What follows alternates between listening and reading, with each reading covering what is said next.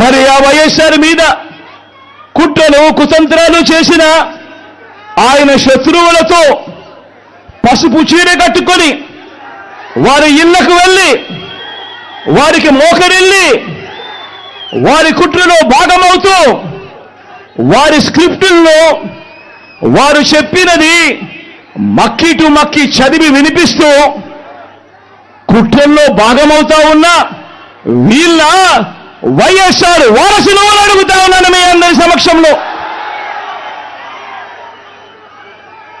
వైఎస్ఆర్ కీర్తి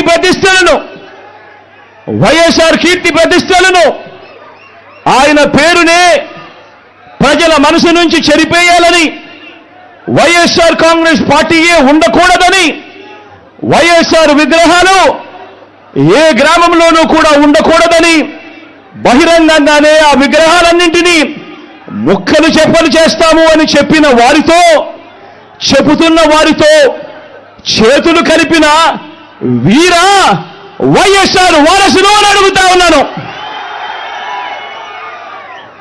మరి ఇక్కడే ఆలోచన చేయమని అడుగుతా ఉన్నా.